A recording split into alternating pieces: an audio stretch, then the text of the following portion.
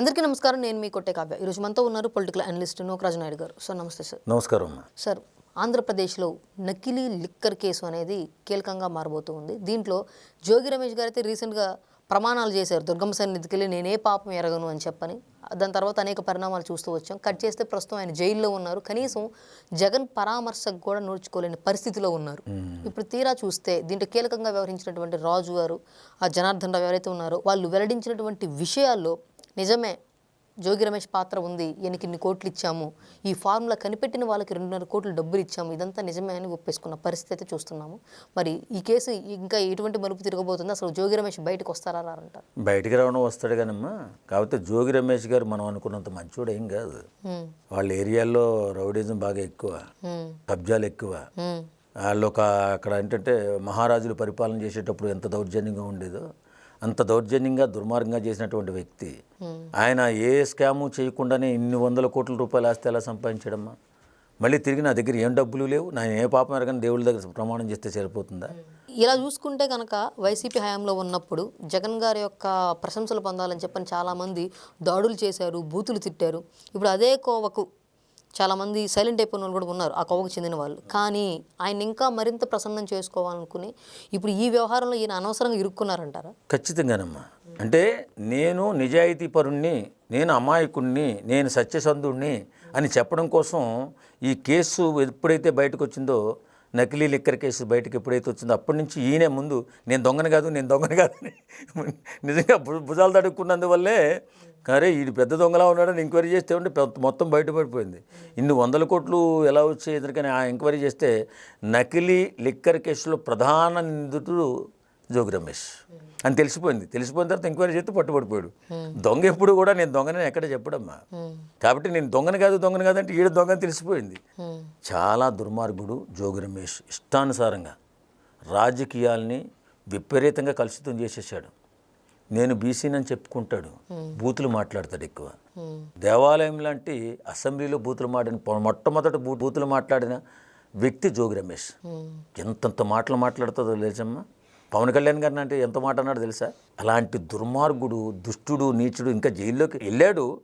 పాపం పండేది, ఎప్పుడు వస్తాడో తెలియదు. కానీ జగన్మోహన్ రెడ్డి వీళ్ళని కాపాడు అనుకుంటున్నారు వీళ్ళు.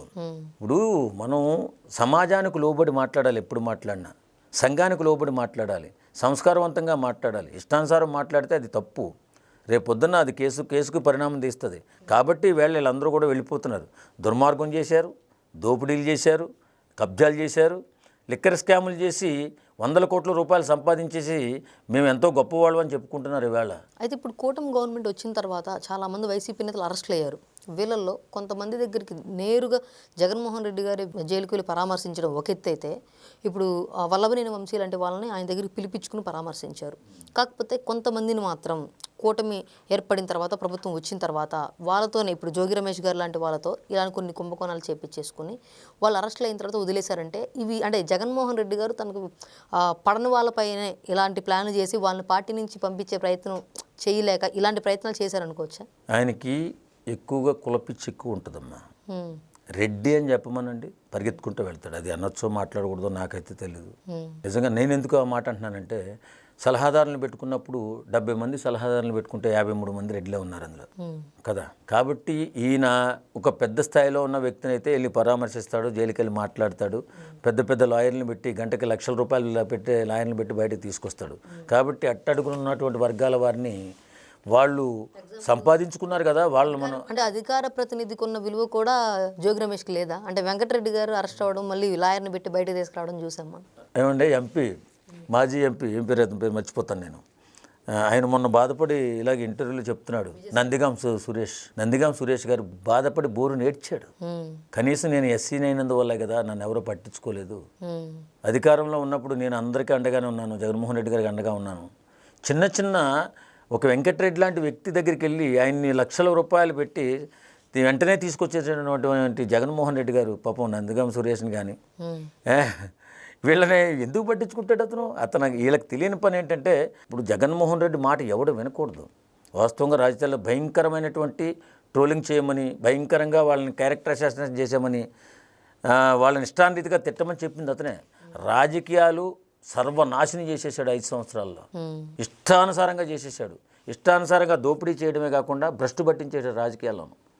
ఎంతంత బూతులండి. మహానుభావుడు మన చంద్రబాబు నాయుడు గారు ఏడ్చాడు. ఆయనకి ఏం అవసరమ్మా ఏడ్చేంత అవసరం? అంత నీచంగా దూషించారు. తన భార్యను దూషించారు. పవన్ కళ్యాణ్ గారి బిడ్డలను దూషించారు. ఇలాంటి ఎదవలు నిజంగా ఇప్పటికైనా తెలుసుకుంటారు, ఎప్పటికైనా తెలుసుకుంటారు వీళ్ళు.